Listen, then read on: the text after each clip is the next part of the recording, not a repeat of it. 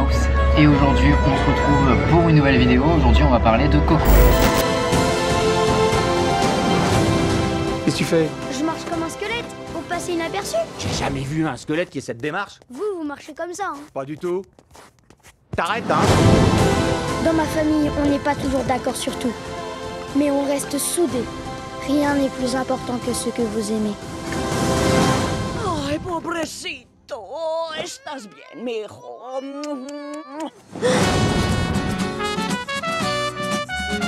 Alors aujourd'hui on se retrouve donc à Disneyland Paris, comme vous pouvez le voir derrière moi, on est même plus particulièrement au Puente del Oro. Et alors j'ai décidé de tourner ici parce que je me suis dit que le décor était bien, mais du coup je me dis j'espère que vous m'entendrez bien. Voilà, sinon je le retournerai. Bref, voilà. Enfin de base on voulait tourner dehors, mais vu qu'il fait très froid, hein, il fait très froid et il pleut. Du coup ça va être un petit peu compliqué. Du coup on s'est mis à l'intérieur. Moi je me suis pris la table est bancaire, hein, voilà. Je me suis pris un petit thé. On va le constater, donc voilà. Bon bref, donc pour commencer, alors Coco a été réalisé par Lee Unkrich, ce qui veut dire que d'une certaine manière ça sentait plutôt bon pour moi, étant donné qu'il a réalisé Toy Story 3 par exemple, et que c'est l'un de mes films préférés, mais il a aussi réalisé Le Monde de Nemo. Bref, il a participé à pas mal de réalisations Pixar. Mais bon, en général on est d'accord, les Pixar, ça déçoit très peu. Le film aussi traite de Dia de los Muertos, s'inspire beaucoup de la fête de Dia de los Muertos, une fête que je connais pas trop, comme le Mexique en fait, c'est un pays que je connais pas trop, donc du coup j'y suis allé un petit peu à l'improviste. Voilà. Et avant de commencer, je ne parlerai pas de l'affaire John Lasseter, déjà parce que à mon avis elle aura que très peu d'effets sur le film, et ensuite parce que ce serait enfoncer une porte ouverte, donc j'en ferai pas non plus une vidéo. Voilà. Donc du coup, comme je vous le disais, on a été voir Coco hier, dimanche 26 novembre, le jour de mon anniversaire, en avant-première. Et du coup, comme dans chacune de mes critiques, je vais comparer les points forts et les points faibles du film pour vous donner la note finale.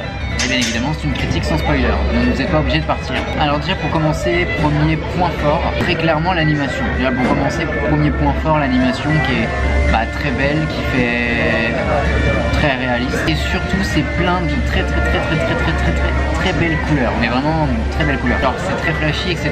Donc si vous êtes un adepte de la belle animation, de quelque chose de beau, de épuré et de bien travaillé, franchement allez voir Coco parce que c'est le cas. Ah d'ailleurs, petite anecdote très sympa que j'ai apprise il n'y a pas longtemps, le film aurait pris 6 ans à être réalisé.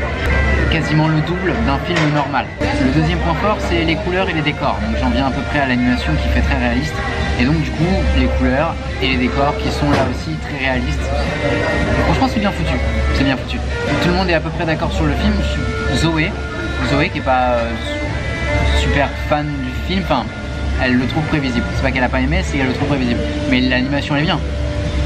Voilà, on est d'accord. Ensuite, troisième point fort, très clairement les personnages. Les personnages qui sont attachants. Il y a des personnages qui sont super émouvants, d'autres qui sont plutôt drôles. Pour vous dire, Hector est mon personnage préféré.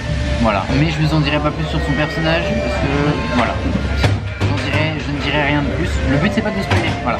Mais voilà, Hector est mon personnage préféré. Dante apporte une touche relativement drôle, même s'il n'a pas énormément d'utilité dans le film, il apporte sa touche de drôle. Voilà. Ensuite, autre point fort, la musique, qui est un énorme point fort. En fait, la musique est un fil conducteur du film. La musique n'est pas juste là pour mettre des scènes de musique, genre c'est pas, voilà. Mais c'est-à-dire en fait la musique a son importance dans le film. Je peux pas vous en dire plus parce que ce serait vous spoiler, mais la musique a son importance et même fait partie des fils conducteurs du film. Ensuite, autre point fort qui est pour moi l'un des meilleurs points forts, c'est la profondeur des messages. Les messages sont super profonds. Alors en fait on va parler de la famille, on va parler de la passion, des rêves.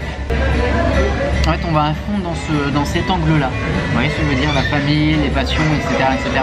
Et pour le coup c'est très profond et c'est très marquant. Et d'ailleurs, du coup, on parle de la mort aussi dans le film, puisque on va dans le monde des morts, c'est pas un spoil, vous le savez. Et pour le coup, le film traite vachement bien du sujet de la mort. Il le vulgarise pas, mais il l'en traite très bien. Et c'est pas forcément facile d'en tenir, d'en traiter en fait. Et donc du coup, j'en viens au point semi-faible, parce que je vais pas vous mentir, j'ai pas trouvé de point faible, vraiment de gros points faibles au film. C'est vraiment juste un point semi-faible. C'est que peut-être le film est peut-être un peu trop adulte pour le jeune public. C'est-à-dire qu'un enfant, je pense qu'un enfant préférera regarder Cars que Coco, parce que Coco il va en comprendre une partie du sens, mais il y a vraiment, je pense, la majorité du sens qu'il ne pourra pas comprendre, ou alors il aura un regard très enfantin sur le sujet. Donc ouais, peut-être trop adulte. Mais après voilà, je le mets en point semi-fait parce que pour moi c'est un point fort par rapport au fait que moi, justement, c'est un film qui me plaira plus, encore plus que n'importe quel autre film Pixar. Du coup voilà, c'est mes différents points forts, points faibles du film. En général, j'ai adoré le film, j'ai adoré. Pour l'instant, j'ai entendu que de bonnes choses aussi autour de moi, donc ce qui est plutôt bon signe pour le film. Après, Zoé l'a trouvé prévisible, c'est tout. Hein, c'est tout. Voilà, Zoé a trouvé juste le film prévisible. Effectivement, il y a certains angles du film qui sont peut-être un peu prévisibles, mais ça en enlève pas le kiff de voir ces trucs prévisibles se passer en fait. Parce que moi je suis pas du tout déçu, j'en attendais beaucoup de ce film et j'en suis pas du tout déçu. Et je vous conseille vivement d'y aller. Je vous conseille vivement d'aller voir le film parce que c'est clairement un des meilleurs films que j'ai vu. Enfin, non, c'est le meilleur film que j'ai vu cette année pour moi, le meilleur film de l'année. J'ai pas encore vu Star Wars The Last Jedi et tout, mais pour l'instant pour moi c'est le meilleur film de l'année. Je l'achèterai en DVD.